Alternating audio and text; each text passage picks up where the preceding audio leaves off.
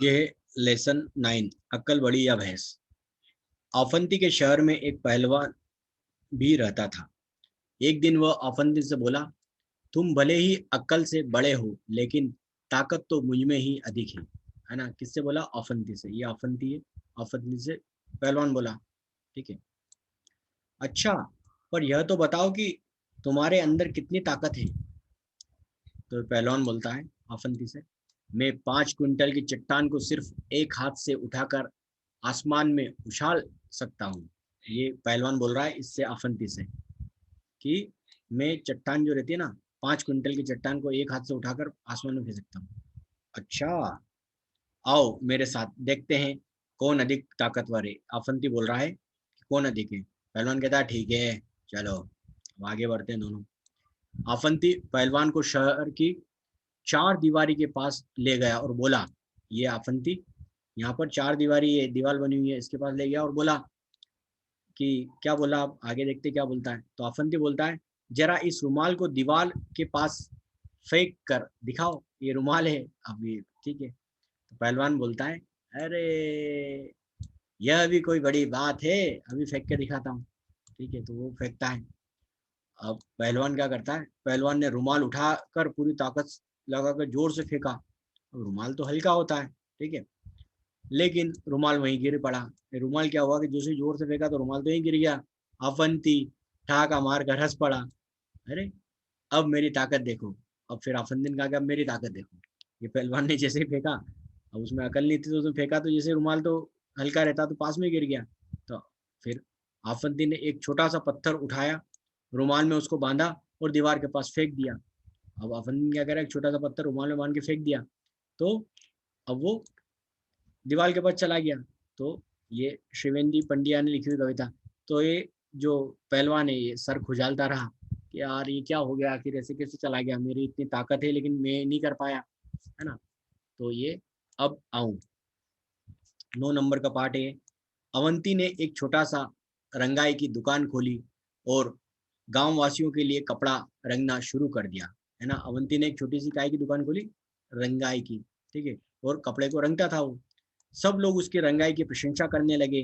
धीरे धीरे उसकी दुकान चल निकली। अवंती की प्रशंसा सुनकर एक सेठ को बहुत ईर्ष्या महसूस होने लगी। अब एक सेठ था, उसको बहुत जलन हो रही थी उसकी अवंती की प्रशंसा सुन के, है ना। तो ये अवंती है, ये रंगाई कर रहा है, ये कपड़े रंगता है, और ये सेठ है, इसको ईर्ष्या हो रही है। ठीक है, अब आगे क्या होता है। अवंती को परेशान करने के लिए वह सेठ कपड़ों का एक टुकड़ा लेकर अवंती की दुकान में जा पहुंचा। दरवाजे के अंदर घुसते ही सेठ बुलंद आवाज से बोला, अवंती जरा यह कपड़ा तो अच्छी तरह से रंग दो। यह देखना चाहता हूँ, मैं देखना चाहता हूँ तुम्हारा हुनर कैसा है। तुम्हारी काफी तारीफ सुनी है, इसलिए आया हूँ। यहाँ पे देखो ये नुक्ता लगा हुआ काफी में, है ना। अवंती ने सेठ से पूछा, सेठ जी इस कपड़े को आप किस रंग से रंगवाना चाहते हैं। तो सेठ जी क्या बोलते हैं फिर आगे।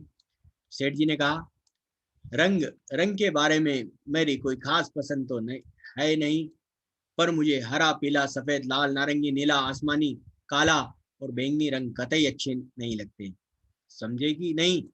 अवंती ने जवाब दिया, समझ गया हूँ, अच्छी तरह समझ गया हूँ, मैं जरूर आपकी पसंद की रंगाई कर दूंगा। अवंती ने सेठ को का मसूबा भापते हुए उसके हाथ से कपड़े का टुकड़ा ले लिया, है ना। सेठ ने तो सारे रंग गिना दिए, भाई ये सब पसंद नहीं तो पसंद क्या है फिर। तो सेठ ने खुश होकर कहा, क्या कहा, सेठ ने खुश होकर कहा, अच्छा तो इसे लेने में किस दिन आऊं।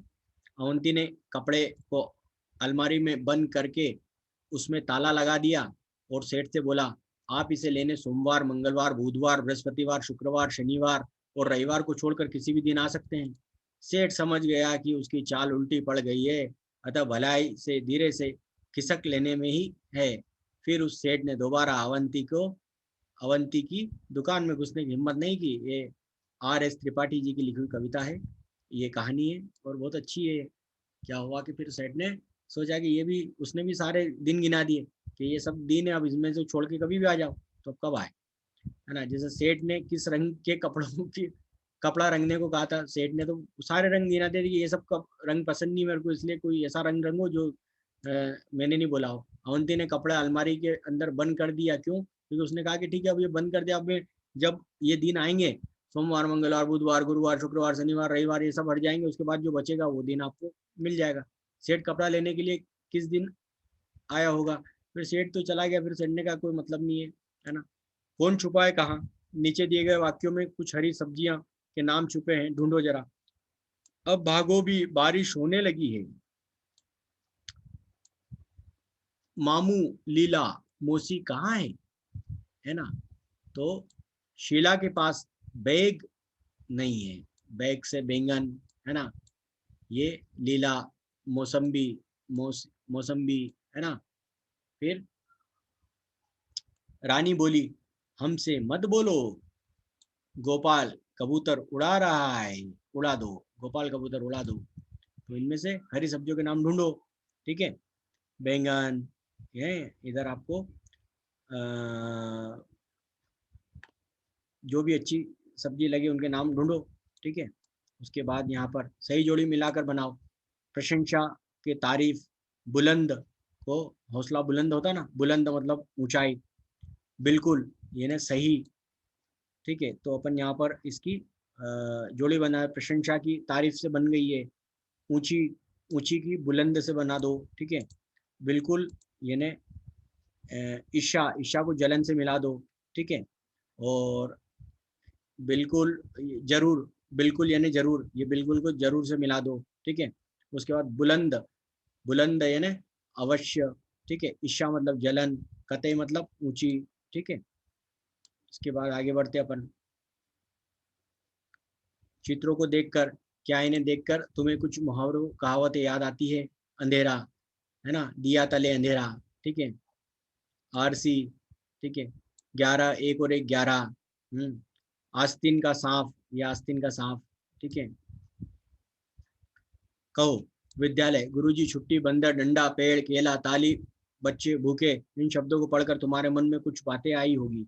इन चीजों के बारे में एक छोटी सी कहानी को अपने साथियों को सुनाओ। उछालो, एक रुमाल या कोई छोटा सा कपड़ा उछाल कर देखो, किसका रुमाल सबसे ऊपर उछलता है। ठीक है, रुमाल के साथ बिना कुछ बांधे इसे ऊंचा कैसे उछाला जा सकता है? बिना बांधे कैसे उछालोगे, जरा दिमाग लगाओ। रंगाई शब्द में रंग से बना है, इसी शब्द के शब्द बनाओ। साफ से सफाई, चढ़, चढ़ से चढ़ाई, बूंद से बुनाई, है ना, ऐसे शब्द बनाओ। क्या समझे? जिन शब्दों के नीचे रेखा खींची है उनका मतलब बताओ, है ना। मुझे बैंगनी रंग कतई पसंद नहीं, कतई मतलब बिल्कुल भी पसंद नहीं है, बिल्कुल अच्छा नहीं लगता। अवंती ने सेठ का मंसूबा भाप लिया, मंसूबा मतलब उसकी भावनाएं को जान लिया।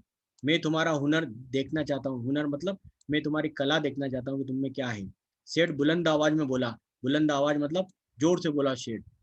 ठीक है, सेठ को ईर्ष्या होने लगी, मतलब सेठ को जलन हो रही थी उससे। ठीक है, रंग के बारे में मेरी कोई खास पसंद नहीं है, खास, खास मतलब मेरी कोई विशेष पसंद नहीं है ना, मेरा कोई अनुभव नहीं है ना। कैसा लगा? आफंती, आफंती के बारे में कुछ वाक्य लिखो। तुम उसके कपड़े, शक्ल, सूरत, पालतू पशु, है ना, बुद्धि आदि के बारे में बताओ। कपड़े कैसे पहनता था? ऐसे झोलेदार कपड़े पहनता था। उसका पालतू पशु क्या था? गधा था, है ना। शक्ल सूरत कैसी थी? दाढ़ी वगैरह थी। ऊपर देख लेना एक बार वो कहानी को। दिन, दिन, मेला, मेला। ठीक है, इन दोनों में अंतर देखो, जोड़ो, ढूंढो। दिन और दिन, मेला और मेला। ऊपर दिए गए शब्दों में जोड़ों में केवल एक मात्रा बदली गई है, किसी भी मात्रा को बदलने से अर्थ भी बदल जाता है। ऐसे में जोड़े बनाओ। देखो कौन कौन से शब्दों में जोड़े बदलते, है ना। एक दिन होता है दिन का, और एक दिन होता है गरीब। ठीक है, एक होता है मेला जो वहां देखते हैं, और एक मेला होता है जो यहाँ पर देखते हैं। ठीक है, अब उसके बाद ये यहाँ पर इसमें अपने को कब आओ वाले किस्से को चित्रकला के रूप में लिखो। कब आओ, क्या है फालतू। कभी कभी हम अपनी बात करते हुए ऐसे शब्द भी बोल देते हैं जिससे कोई जरूरत नहीं होती है। इसी तरह के वाक्यों में कुछ शब्द फालतू हैं, उन्हें ढूंढकर अलग करो। बाजार में हरी धनिया पत्ती भी ले आना। हरी धनिया पत्ती क्या? बाजार से हरा धनिया लेने आना, पत्ती काय को बोल रहा हूँ। एक पीला पका पपीता काट लो। एक पका हुआ पपीता काट लो। पीला क्या होता है? जो पका है वही पीला है। ठीक है, अरे रस में इतनी सारी ठंडी बर्फ क्यों डाली है? रस में इतनी सारी ठंडी बर्फ, अब ठंडी और बर्फ दोनों एक साथ आ रहे हैं, तो इतनी सारी बर्फ क्यों डाली है, बर्फ ठंडी होती है, ठीक है। जेबा, बगीचे में 2 ताजे नींबू तोड़ लाओ, तो बगीचे से जो नींबू तोड़ के लाओगे ताजे ही होंगे, है ना। बेकार की फालतू बात मत करो, या तो बेकार बोलो या फालतू बोलो, कोई भी एक चीज बोल दो, फालतू की बातें मत करो, बेकार की बातें मत करो, है ना। तो इस तरह से इसको अध्ययन करो। बहुत अच्छी कविता ये है, पाठ, इसको अच्छे से अध्ययन करो।